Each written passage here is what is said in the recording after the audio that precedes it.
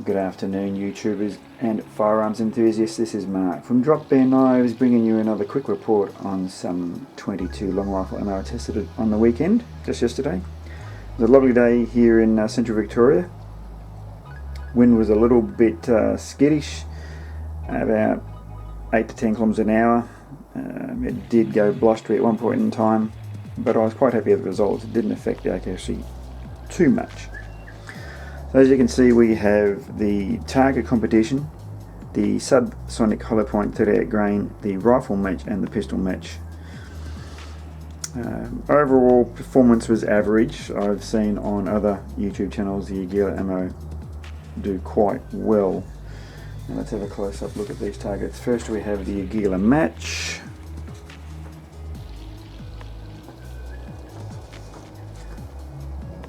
Okay, so this first one is a 10 shot group. Average was 1.393 inches or 2.43 MOA. And then we have a 5 shot group, which was okay, 0.944 inches, which is 1.64 MOA. These other two here,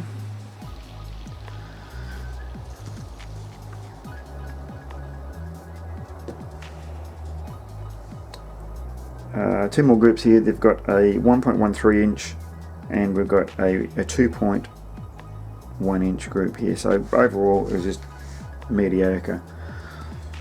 I'll put in the averages when I'm doing the final take on this to let you know what the average overall was, but it was just average, which all this ammo seems to be. Next we have is the Aguila rifle match.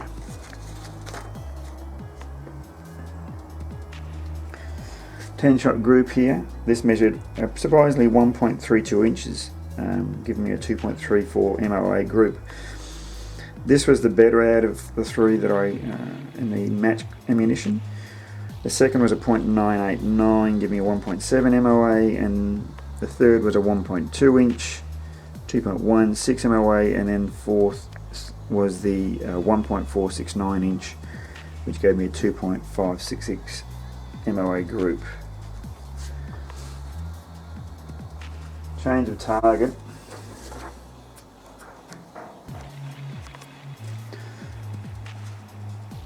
This is the Aguila target ammunition.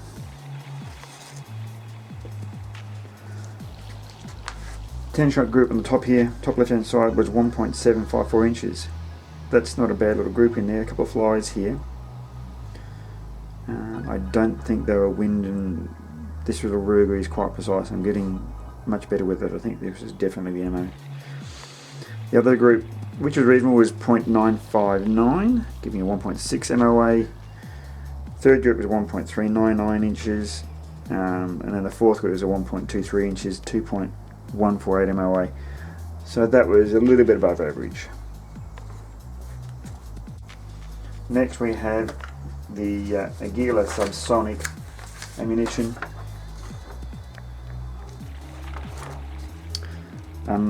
On other reports with Rugers, I'd seen this actually shoot quite well. I might throw some stills in from my ballistics program to show you the groups in this. Yeah, so a bit disappointing. 10 shot group of 1.74 inches. Then you started the 5 shot groups at 1.29 inches, 1.32 inches and 1.356 inches. So that is consistent, I'll give it that. That would probably group much better if I was to put a little rubber harmonic balancer on my barrel if I wanted it. It is a cheap ammo, so that might be something worth looking at. It does group reasonably well. There's not a huge number of flies, out and about, so it's fairly consistent. So that might be something that we can chase up at a later date. While I was out on the range, I did go out and do some shooting with my previous subsonic ammo, which is the Aguila subsonic and the CCI subsonics. The Aguila subsonic shot quite well. in the last group testing, and of course the CCI, as if you've watched, did very well. So I wanted to see what these guys did at 100 meters. So I put a target at 100 meters, and this is the results I got. This is the Aguila Subsonic. I brought up my adjustment on my scope about 8 MOA, and this proceeded to produce a 4.392 inch group at 100 meters. It's not great. It's minute of fox probably. That would be good. And then I did one with the CCI, and that's quite an impressive group. This is a 1.95 inch, so it's just under 2 MOA. I'm quite happy with that. That's good rabbit hunting accuracy out of this thing too. So that I brought that up to 8.25 MOA from my 50 meters there. So there's at 100 meters.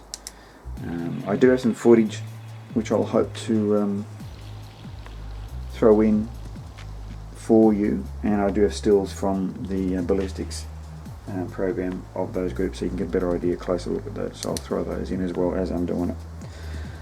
Hope this was helpful. I'm really liking the Ruger. It is a very accurate gun, lots of fun, very pleasant to shoot, and the trigger is actually great. I've only just yesterday turned the trigger down after I got back from the range to see what it's like. So I'm looking forward to my next trip on the range with this trigger. It is of course unloaded and safe.